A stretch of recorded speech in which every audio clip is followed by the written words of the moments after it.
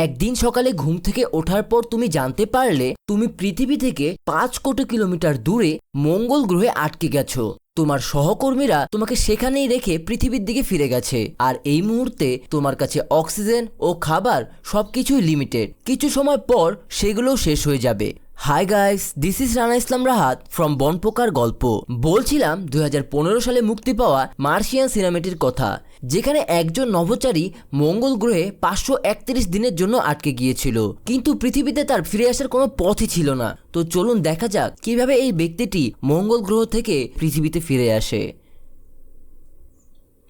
গল্পের শুরুতে দেখা যায় নাসা থেকে 6 জন সদস্যের একটা টিম মঙ্গল গ্রহে গেছে মাটির স্যাম্পলস কালেক্ট করার জন্য, কিন্তু হঠাৎ করেই তারা জানতে পারে তাদের মিশন সাইটের কাছে খুব বড় একটা ঝড় আসতে চলেছে, যে কারণে তারা তাদের মিশনটাকে সেখানেই বন্ধ করে দেয়। আর সেই মুহূর্তে তারা পৃথিবীতে ফিরে আসার সিদ্ধান্ত নেয়।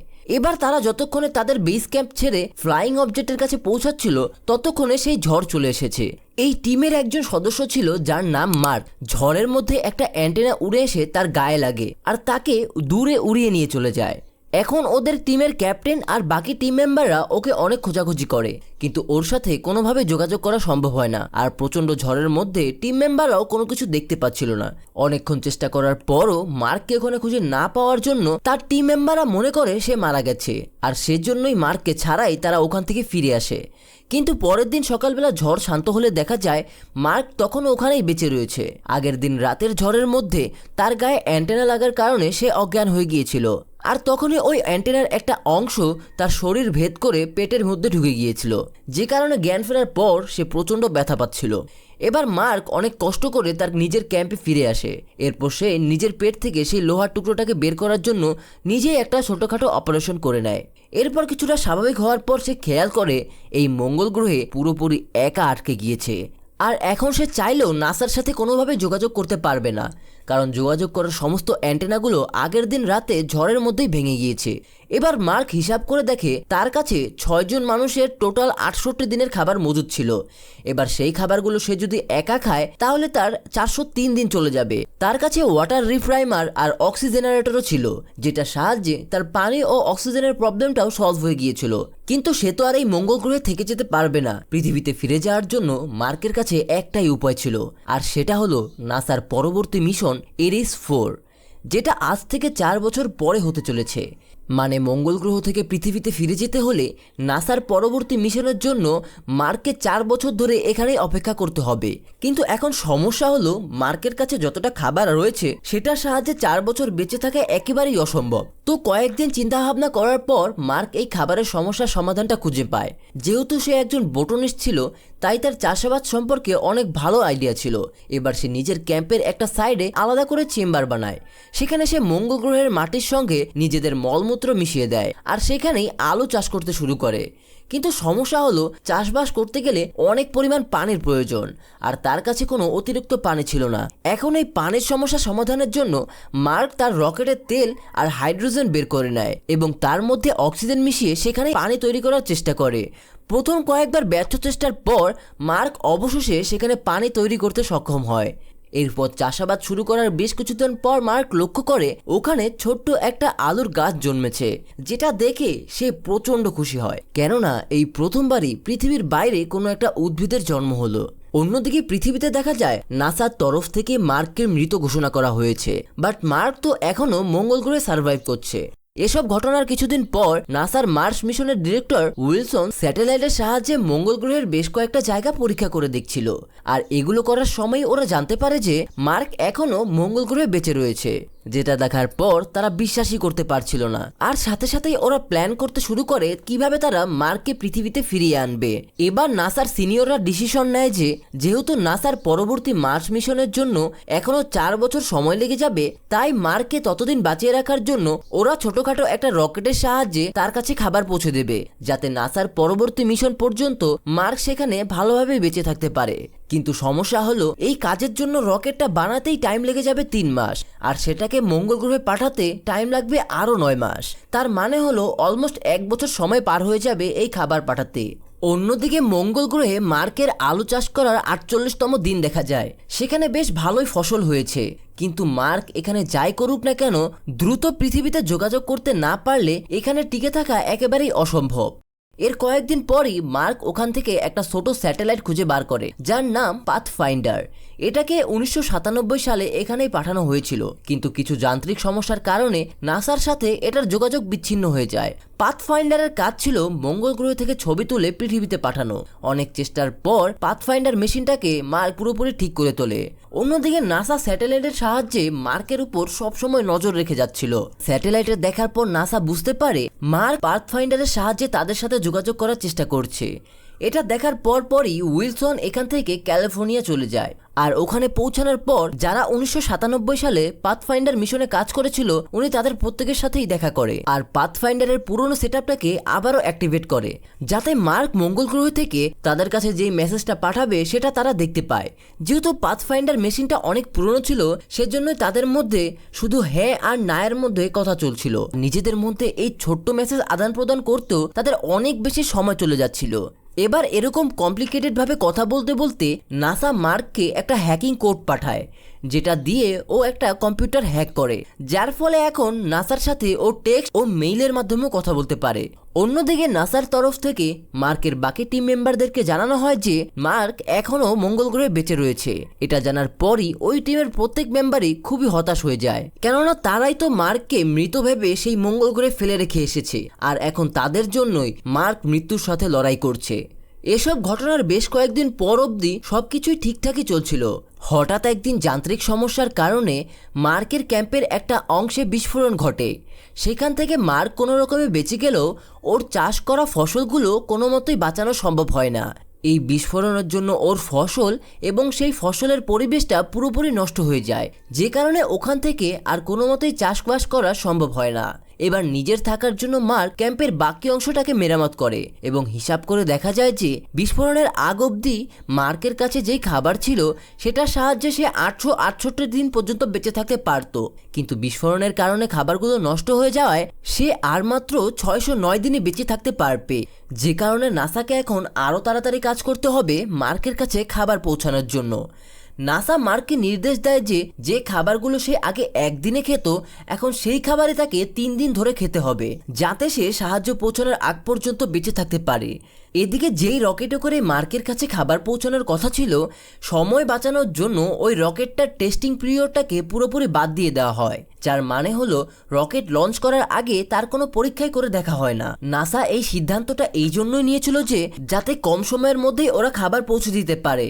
বেশ কিছুদিন পর রকেট তৈরি হয়ে যায় আর তার মধ্যে খাবার ভর্তি করে নাসা সেটাকে লঞ্চ করে, কিন্তু লঞ্চ করার কিছুক্ষণের মধ্যেই যান্ত্রিক গোলযোগের কারণে রকেটটি মাঝ আকাশেই বিস্ফোরিত হয়। এই ঘটনার পর মার্ক প্রচণ্ড নিরাশ হয়ে যায় আর সে বেঁচে থাকার সকল আশাই হারিয়ে ফেলে। কিন্তু তখনই নাসার পুরো টিমের কাছে মার্ককে বাঁচানোর আরও একটা সুযোগ আসে। নাসার রকেট বিস্ফোরণ হওয়ার পরপরই চায়না ওদের সাথে যোগাযোগ করে আর জানায় ওদের কাছে একটা রকেট তৈরি করা রয়েছে, যেটা মহাকাশে যাওয়ার জন্য একেবারেই তৈরি। এবার চায়নার সাহায্যের কারণে মার্ককে বাঁচানোর জন্য নাসা আরও একটা সুযোগ পেয়ে যায়। নাসা যখন তাদের পরবর্তী লঞ্চিংয়ের প্ল্যান করছিল তখন রিচ নামের একজন নাসার ডিরেক্টরদের সঙ্গে যোগাযোগ করে। তিনি ছিলেন একজন অ্যাস্ট্রোডাইনামিক। সে নাসার ডিরেক্টরদেরকে বলে তার কাছে একটা প্ল্যান রয়েছে, যার সাহায্যে 4 বছরের জায়গায় মাত্র 561 দিনের মধ্যেই তারা মার্ককে আবার পৃথিবীতে ফিরিয়ে আনতে পারবে। মার্কের টিম মেম্বাররা যে যন্ত্রের সাহায্যে পৃথিবীতে ফিরছে তার নাম হলো হারমিস, আর এই হারমিসটা ঠিকঠাকভাবে গতি কম করে পৃথিবীতে পৌঁছাতে আরও 1 মাস সময় লেগে যাবে। কিন্তু তারা যদি গতি কম করে পৃথিবীতে আসার জায়গায় গতি বাড়িয়ে দিয়ে পৃথিবীর চারদিকে একটা পাক খেয়ে আবার মঙ্গল গ্রহের দিকে এগিয়ে যায়, তাহলে খুব অল্প সময়ের মধ্যেই ওরা মার্কের কাছে পৌঁছে যাবে। আর হারমিস যখন পৃথিবীর কাছে আসবে তখন চায়নার দেওয়া রকেটের সাহায্যে তারা খাবার হারমিসে পৌঁছে দিতে পারবে, আর এভাবেই ওরা মঙ্গল গ্রহের কাছে খুব তাড়াতাড়ি পৌঁছে যাবে।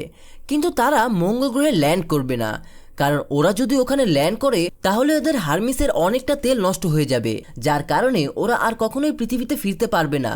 মার্ককে একটা এমএভির সাহায্যে মঙ্গল গ্রহের অরবিট থেকে বাইরে মহাকাশে চলে আসতে হবে। এরপর ওরা হারমিস থেকে মার্ককে ভিতরে ঢুকিয়ে নেবে। এমএভি হলো ছোট্ট একটা রকেট যেটার সাহায্যে মঙ্গল গ্রহের মাধ্যাকর্ষণ শক্তি ভেদ করে মহাকাশে ফিরে আসা যাবে। আর এই এমএভিটা নাসার পরবর্তী প্রজেক্টের জন্য আগে থেকেই মঙ্গল গ্রহে পাঠানো ছিল। কিন্তু এই প্ল্যানটা শোনার পর নাসার ডিরেক্টররা এতে কোনোভাবেই রাজি হয় না, কারণ এই প্ল্যানের হিসাবে হারমিসের মধ্যে থাকা মার্কের বাকি 5জন টিম মেম্বারদেরও জীবনের একটা বড় ঝুঁকি হয়ে যাবে। আর তার সাথে সাথে ওদের প্রত্যেকেরই মিশন আরও 561 দিন বেড়ে যাবে। এ কারণেই নাসার তরফ থেকে ডিসিশন নেওয়া হয় মার্কের টিম মেম্বারদেরকে এই নতুন প্ল্যান সম্পর্কে কোনো কিছুই জানানো হবে না। কিন্তু নাসার ডিরেক্টরদের মধ্যে একজন মার্কের টিম মেম্বারদেরকে এই নতুন প্ল্যান সম্পর্কে জানিয়ে দেয়। আর এই প্ল্যানটা শোনার পর মার্কের টিম মেম্বাররা এক মুহূর্তও দেরি করে না, ওরা সঙ্গে সঙ্গে ডিসিশন নেয় ওরা এই নতুন প্ল্যানটাকেই ফলো করবে আর মঙ্গল গ্রহ থেকে মার্ককে ফিরিয়ে আনবে। সেজন্যই ওরা নাসাকে কোনো কিছু না জানিয়ে পৃথিবীর কাছে আসার পর হারমিসের দিক পরিবর্তন করে সেটাকে আবার মঙ্গল গ্রহের দিকেই নিয়ে যেতে থাকে। হারমিসের ডিরেকশন চেঞ্জ হওয়া দেখে নাসা বুঝতে পারে ওরা মার্ককে বাঁচানোর জন্য আবার মঙ্গলের দিকেই ফিরে যাচ্ছে।